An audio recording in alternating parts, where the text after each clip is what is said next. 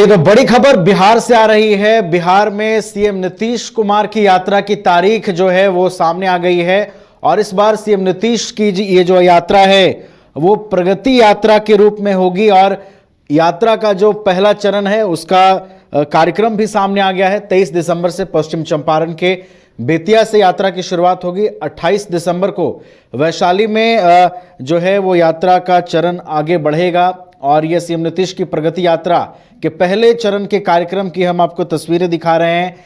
पश्चिम चंपारण के बेतिया से यात्रा की शुरुआत जो है वो की जाएगी और 28 दिसंबर को पहले चरण की यात्रा का समापन होगा वैशाली में। तो और अधिक बातचीत करेंगे इस पर। हमारे साथ पटना से हमारे वरिष्ठ सहयोगी मनीष जुड़े हुए हैं। सीधा उनका रुख कर लेते हैं। मनीष, देखिए, जिसका इंतजार था बिहार की राजनीति में, सीएम नीतीश कुमार की यात्रा की तारीख जो है वो सामने आ गई है, लेकिन मनीष, गौर करने वाली बात यह है कि अब ये यात्रा प्रगति यात्रा के रूप में होने वाली है। जी बिल्कुल, अपने दर्शकों को बता दें, एक बड़ी खबर है जिससे हम आपको रूबरू करा रहे हैं। सबसे पहले हम आपको ये बता रहे हैं कि सीएम नीतीश की प्रगति यात्रा के पहले चरण का जो शेड्यूल है वो सामने आ चुका है। यानी कि अब उनकी यात्रा जो है वो होनी है 23 दिसंबर से। पश्चिम चंपारण के बेतिया से यात्रा की शुरुआत करेंगे। 28 दिसंबर को वैशाली में पहले चरण की यात्रा का समापन होगा। तो यहाँ पर बताएं, अब इसका नाम प्रगति यात्रा इसलिए भी दी गई है, जिस तरह से यात्रा का नाम पहले महिला सम्मान यात्रा दी गई थी, उसके बाद काफी विवाद हुआ। विवाद के बाद यात्रा का नाम थोड़ा बदला है और ऐसा नहीं है कि उसको जो नाम दिया गया था उस नाम पर कोई मुहर था, लेकिन अब उस नाम को बदलकर प्रगति यात्रा किया गया, क्योंकि बीच में जिस तरह से लालू प्रसाद यादव ने बयान दिया, फिर कई विपक्षी पार्टियों ने बयान दिया, तो उसको देखते हुए यात्रा का नाम थोड़ा बदला। शेड्यूल बता दें आपको, 23 तारीख को बेतिया और 24 को मोतिहारी, 26 को शिवहर सीतामढ़ी, 27 को मुजफ्फरपुर और 28 को वैशाली में ये पहले चरण की यात्रा होगी। आपको ये भी बता दें नवीन की ये यात्रा काफी महत्वपूर्ण होने वाली है, क्योंकि इस यात्रा के जरिए जो है सीएम नीतीश जनता से मिलेंगे, जनता के बीच जाकर सरकार की जितनी योजनाएं हैं उनके बारे में बताएंगे, केंद्र सरकार की योजनाओं के बारे में बताएंगे। इस यात्रा के जरिए भी बताया जाएगा कि इतने साल से एनडीए की सरकार रही है तो उन्होंने क्या क्या काम किए हैं बिहार के अंदर, बिहार वासियों को क्या क्या दिया है, ये भी इस यात्रा के जरिए बताने की कोशिश की जाएगी। महत्वपूर्ण इस लिहाज से भी हो जाता है क्योंकि 2025 में विधानसभा चुनाव है बिहार के अंदर। तो ऐसे में बिहार के अंदर विधानसभा चुनाव है, सीएम खुद यात्रा के अंदर मौजूद रहेंगे और जब ऐसे में आप कहीं पर अपने समर्थकों से मिलते हैं या फिर जनता से मिलते हैं, जनता से रूबरू होते हैं, अपने बारे में बताते हैं, अपने पार्टी के बारे में बताते हैं, ऐसा नहीं सीएम नीतीश को सब जानते हैं, लेकिन बारे में बताने का मतलब ये हुआ कि वो अपनी योजनाओं के बारे में बताएंगे और इस बार ये बताने की कोशिश की जाएगी कि विधानसभा जीतते हैं तो इस बार पार्टी क्या कुछ करेगी। और ये भी हो सकता है कि कुछ बड़े योजनाओं का ऐलान भी इस दौरान, यात्रा के दौरान किया जा सकता है सीएम नीतीश के द्वारा। महिलाओं को कुछ किया, महिलाओं के लिए किसी योजना का जो है इस बार ऐलान किया जा सकता है। इसको समझना होगा क्योंकि लगातार अभी आपने देखा तेजस्वी यादव माई बहन योजना की बात कर रहे हैं, कांग्रेस कह रही है हम उसको और बढ़ा देंगे, जो तेजस्वी यादव कह रहे हैं हम 2500 देंगे, कांग्रेस कह रही है और बढ़ा देंगे।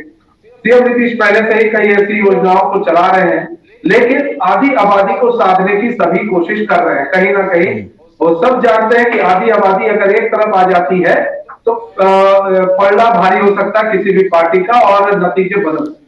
बिल्कुल मनीष, देखिए, आप आधी आबादी की बात कर रहे हैं कि आधी आबादी को साधने की कोशिश है, लेकिन कुछ दिन आप पहले देखिए मनीष, चर्चा हो रही थी महिला संवाद यात्रा की, महिलाओं के सम्मान की, उस पर सियासत भी खूब हो रही थी, लेकिन महिला संवाद यात्रा से मनीष अब प्रगति यात्रा पर शिफ्ट हो गए हैं नीतीश कुमार। क्या इसके पीछे स्ट्रैटेजी समझ आ रही है आपको? देखिए, जैसा कि मैंने बताया कि कई जब महिला संवाद यात्रा की बात हुई, महिला सम्मान यात्रा की बात हुई, तो काफी विवाद हुआ।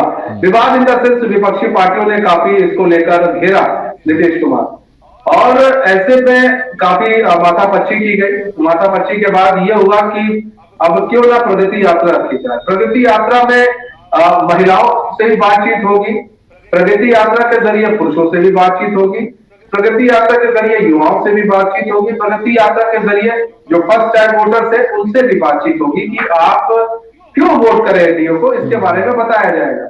आखिर एनडीए में खासियत क्या है और बिहार के लिए नीतीश ने क्या काम किए हैं, ये खुद नीतीश कुमार बताएंगे और जो उनके कार्यकर्ता है वो बताएंगे, जो उनके बड़े बड़े नेता है वो बताएंगे।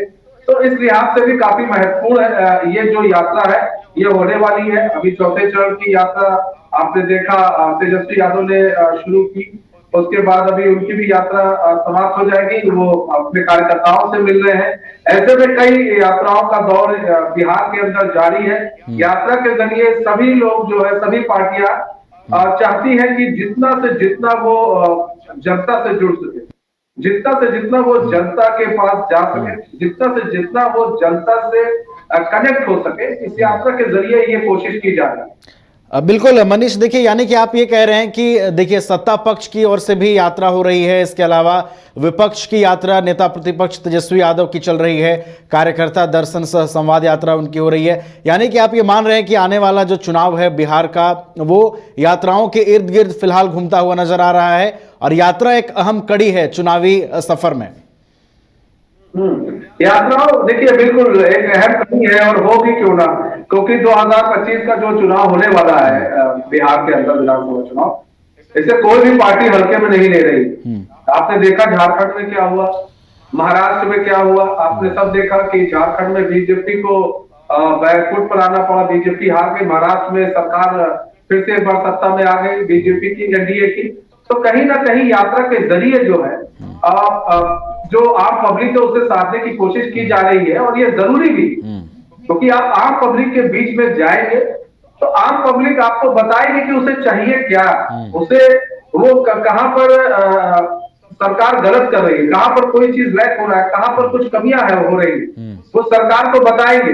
विपक्षी पार्टियां भी जा रही है तो विपक्षी पार्टी को भी लोग बता रहे हैं, तो ऐसे सरकार को भी कमियों के बारे में अपने पता चले कि भाई अगर जिस रोड से हम यात्रा लेकर जा रहे हैं वो रोड अच्छी है, जहां पर हम यात्रा कर रहे हैं वहां पर मूलभूत सुविधाएं वहां के लोगों को मिल रही है, जहां पर वो यात्रा कर रहे हैं कि वहां के लोगों को सरकारी योजनाओं का लाभ मिल रहा है।